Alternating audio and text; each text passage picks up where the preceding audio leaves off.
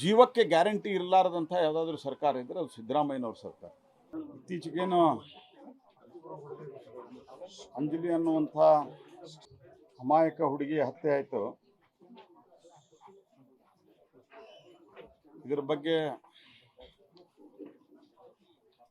ನಾನು ಬಿಹಾರದಿಂದ ನೇರವಾಗಿ ಇಲ್ಲಿಗೆ ಬಂದು ಭೇಟಿ ಕೊಟ್ಟಿದ್ದೇನೆ. ಅವರು ಹೇಳಿರುವಂಥ ಸಂಗತಿ, ಅವರ ಅಜ್ಜಿ ಹೇಳಿರುವಂಥ ಸಂಗತಿ ಮತ್ತು ಆ ಉಳಿದ ಅವನ ಅವಳ ತಂಗಿಯಂದರು ಹೇಳಿರುವಂಥದ್ದು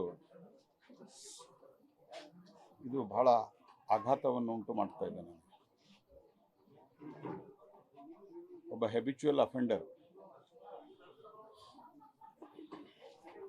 ಈ ಹಿಂದೆ ಒಬ್ಬ ಮೈನರ್ ಹುಡುಗಿಗೆ ಪುಸಲಾಯಿಸಿ ಅವಳ ಮನೆಯಿಂದ ಬಂಗಾರ ಹೊಡೆದಿದ್ರು ಅನ್ನುವಂಥದ್ದು ಇಲ್ಲೇ ಬಂದ ನಂತರ ನನ್ನ ಗಮನಕ್ಕೆ ತಂದಿದ್ದಾರೆ. ಅವಾಗೂ ಸಹಿತ ಇದ್ದಂಥ ಪೊಲೀಸ್ ಇನ್ಸ್ಪೆಕ್ಟರು, ಸಂಬಂಧಿಸಿದ ಬೆಂಡಿಗೇರಿ ಪೊಲೀಸ್ ಠಾಣೆಯಲ್ಲಿದ್ದಂಥ ಇನ್ಸ್ಪೆಕ್ಟರು ಯಾವುದೇ ರೀತಿಯಾದಂಥ ಕ್ರಮವನ್ನು ಕೈಗೊಳ್ಳೋದ್ಬಿಟ್ಟು ಕಾಂಪ್ರಮೈಸ್ ಮಾಡಿ ಕಳಿಸಿದ್ದಾರೆ ಅನ್ನುವಂಥ ಗಂಭೀರವಾದಂಥ ಆರೋಪ ಇದೆ. ಹೀಗಾಗಿ ಆವಾಗ ಯಾವ ಇನ್ಸ್ಪೆಕ್ಟರ್ ಇದ್ದರೂ ಅವ್ರನ್ನೂ ಇದರ ಬಗ್ಗೆ ಸಂಪೂರ್ಣವಾದಂಥ ತನಿಖೆಗೆ ಒಳಪಡಿಸಬೇಕು. ಅವರ ರೋಲ್ ಬಗ್ಗೆನೂ ಅವಾಗ ಏನಾಗಿತ್ತು, ಯಾರು ಕಂಪ್ಲೇಂಟ್ ಕೊಟ್ಟಿದ್ರು ಅವ್ರ ಮನೆಗೂ ಹೋಗಬೇಕು, ಅದರ ವಿಚಾರಣೆಯನ್ನು ಆಗಬೇಕು. ನೇಹಾ ಹತ್ಯೆ ಪ್ರಕರಣದಲ್ಲಿ ರಾಜ್ಯ ಸರ್ಕಾರ ಗಂಭೀರವಾಗಿ ವರ್ತಿಸಿದ್ರೆ ಮುಖ್ಯಮಂತ್ರಿಗಳು ಎಲ್ಲಿವರೆಗೆ ಒಂದು ರೀತಿ ಜನಾಂದೋಲನದ ರೀತಿಯಲ್ಲಿ ಅವತ್ತು ಹೋರಾಟ ಆಯಿತು,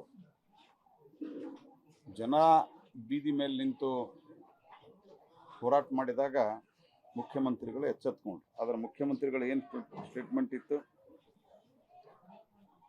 ವೈಯಕ್ತಿಕ ಕಾರಣಗಳ ಮೇಲೆ ಕೊಲೆ ಆಗ್ತಾ ಇರ್ತಾವೆ ಅಂತ ಅವರ ಸ್ಟೇಟ್ಮೆಂಟ್ ಇತ್ತು.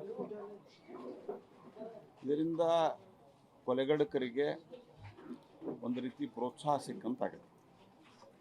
ಅತ್ಯಂತ ಕ್ಯಾಶುವಲ್ ಆಗಿ ಮಾತನಾಡಿ ಪರಮೇಶ್ವರ್ ಅವರು ಆಮೇಲೆ ನಂತರ ವಿಷಾದವನ್ನು ವ್ಯಕ್ತಪಡಿಸಿದರು. ಆದರೆ ಅಪರಾಧಿಗಳಿಗೆ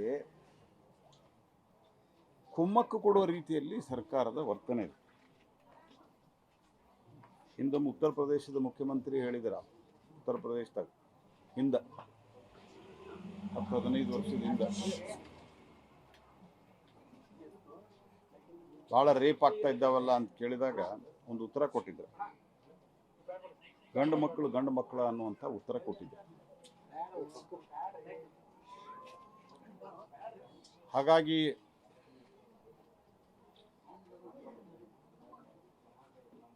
ಅದು ಇನ್ನೂ ಜಾಸ್ತಿ ಆಯಿತು. ಅದೇ ರೀತಿ ಸಿದ್ದರಾಮಯ್ಯನವರು ಹೊಣೆಗೇಡಿತನದ ಹೇಳಿಕೆಯನ್ನು ಕೊಟ್ಟಿದ್ದರ ಪರಿಣಾಮ ಇವತ್ತು ಈ ಘಟನೆ ಆಗಿದೆ ಅನ್ನೋದು ನನ್ನ ಸ್ಪಷ್ಟ ಅಭಿಪ್ರಾಯ.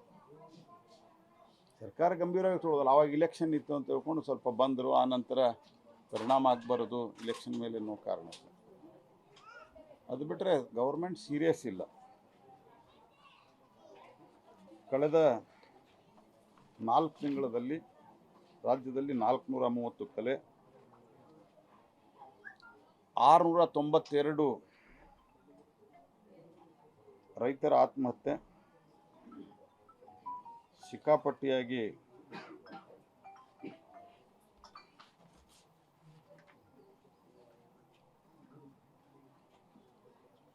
ಎಕ್ಸ್ಟ್ರಾಕ್ಷನ್ನು, ದೌರ್ಜನ್ಯ, ಇವೆಲ್ಲ ಭಾಳ ಜಾಸ್ತಿ ಆಗಿದೆ. ಭಾಳ ಜಾಸ್ತಿ ಆಗ್ಯದ ಅಂತಂದಮೇಲೆ ಫಿಗರ್ ಹುಡುಕೋ ಪ್ರಯತ್ನ ಮಾಡ್ತಾರೆ, ಮೊದಲು ಎಷ್ಟಾಗಿತ್ತು ಅಂತ. That is not the reply. ಈ ಥರದ ಭೀಕರ ಕೇಸುಗಳಂತೂ ಆಗಿರಲಿಲ್ಲ, ಇಷ್ಟೊಂದು ಭೀಕರವಾದಂಥ ಕೇಸುಗಳಾಗಿರಲಿಲ್ಲ. ಅವ್ರು ಓಪನ್ ಆಗಿ ಬಂದು ಒಬ್ಬ ಕಾಲೇಜಿಗೆ ಬಂದು ಹೊಡಿತಾನೆ, ಒಬ್ಬ ಮನೆಗೆ ಬಂದು ಹೊಡಿತಾನೆ. ರೈತರ ಆತ್ಮಹತ್ಯೆ ಆದರೆ ಒಬ್ಬ ಮಂತ್ರಿ ಹೇಳ್ತಾರೆ, ಅತ್ಯಂತ ಲಘುವಾಗಿ ಮಾತಾಡ್ತಾರೆ. ಮತ್ತು ನಾನು ಆರಂಭದಲ್ಲೇ ಹೇಳಿದಂತೆ ಈ ಹಿಂದೆನೇ ಕೇಸ್ ಆಗಿತ್ತು. ಪೊಲೀಸ್ ಸ್ಟೇಷನ್ಗೆ ಹೋಗಿ ಕಾಂಪ್ರಮೈಸ್ ಮಾಡಿಸೋದ ಕ್ರಿಮಿನಲ್ ಕೇಸ್. ಸಿವಿಲ್ದಾಗ ಅಗತ್ಯ ಇದ್ದಲ್ಲಿ ಅನೇಕ ಕಡೆ ಇಂಟರ್ಫಿರೆನ್ಸ್ ಮಾಡ್ತಾರೆ. ಕ್ರಿಮಿನಲ್ ಆದಾಗ ಆವಾಗಿದ್ದ ಪೊಲೀಸ್ ಇನ್ಸ್ಪೆಕ್ಟರು ಕಾಂಪ್ರಮೈಸ್ ಕಳ್ಸ್ಯಾರ. ಅವತ್ತು ಅರೆಸ್ಟ್ ಮಾಡಿದ್ರಿ, ಸಮಸ್ಯೆನೇ ಬರ್ತಿರಲಿಲ್ಲ. ಪೊಲೀಸರು ಯಾಕೆ ಹಿಂಗಾಗಿದ್ದಾರೆ? ನಾ ಪೊಲೀಸರ ಮೇಲೆ ಆರೋಪನ ಮಾಡೋದಿಲ್ಲ. ಸಿಕ್ಕಾಪಟ್ಟಿ ಟ್ರಾನ್ಸ್ಫರ್ದಾಗ ದುಡ್ಡು ತಗೋತಾರೆ. ಅದರ ಪರಿಣಾಮ ಏನಾಗ್ತಾ ಇದೆ ಅಂತಂದ್ರೆ, ಇಲ್ಲಿ ಎಷ್ಟು ಜನ ಎಲ್ಲ ನಿಮ್ಮ ಮುಂದೆ ಓಪನ್ ಆಗಿ ಹೇಳಿದ್ರು, ಅನೇಕ ಕಡೆ ಇಲ್ಲಿ ಗಾಂಜಾ ತಿಂದು ಆರಾಮ ಅಡ್ಡಾಡ್ತಾರಂತ.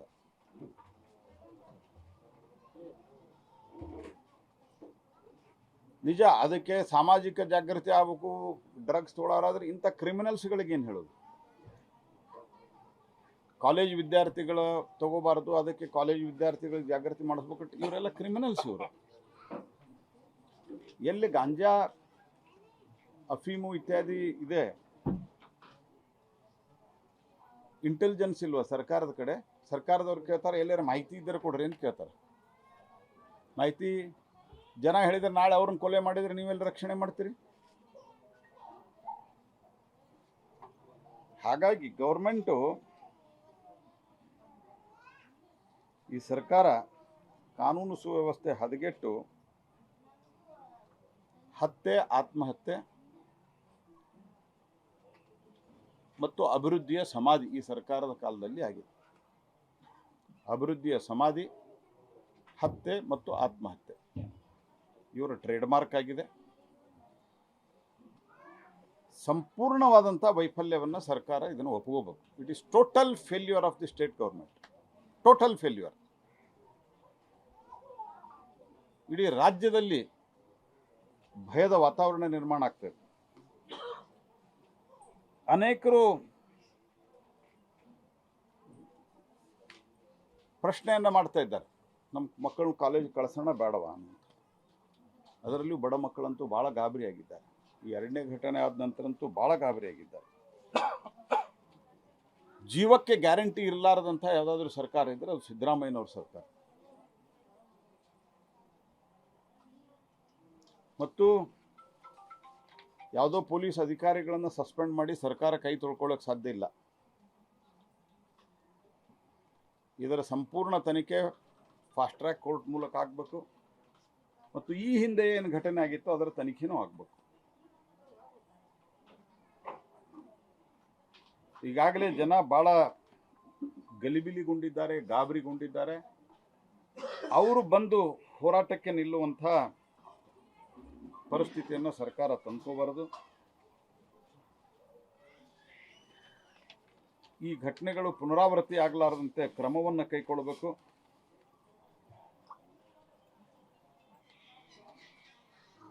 ಸರ್ಕಾರ ಹೆಣ್ಮಕ್ಕಳಿಗೆ ಆತ್ಮಸ್ಥೈರ್ಯ ತುಂಬುವಂಥ ಕೆಲಸಕ್ಕೆ ಕ್ರಮವನ್ನು ಕೈಗೊಳ್ಳಬೇಕು. ವಿಶೇಷವಾಗಿ ಯಾವ ಭಾಗದಲ್ಲಿ ಈ ಡ್ರಗ್ಗು ಮಾಫಿಯಾ ಆ್ಯಕ್ಟಿವಿಟಿ ನಡೀತಾ ಇದೆ ಅವರನ್ನು ತಹಬಂದಿಗೆ ತರಲಿಕ್ಕೆ ಪೊಲೀಸ್ ಚೌಕಿಗಳನ್ನು, ಹೊಸ ಪೊಲೀಸ್ ಠಾಣೆಗಳು ಎಲ್ಲದ ಅಗತ್ಯ ಇದೆ ಅಲ್ಲಿ ಮಾಡಬೇಕು. ಮತ್ತು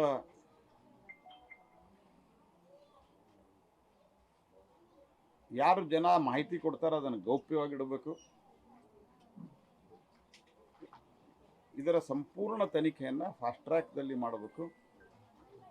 ಇದ್ದಾರೆ ಅವರಿಗೆ ಭಯ ಹುಟ್ಟಿಸುವ ರೀತಿಯಲ್ಲಿ ಸರ್ಕಾರ ಕ್ರಮ ಕೈಗೊಳ್ಳಬೇಕು.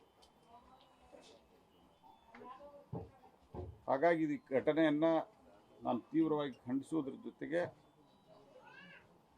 ಇದಕ್ಕೆ ಸರ್ಕಾರ ಮತ್ತು ಗೃಹ ಮಂತ್ರಿಗಳ ವೈಫಲ್ಯವೇ ಸ್ಪಷ್ಟವಾದಂಥ ಕಾರಣ ಇದೆ.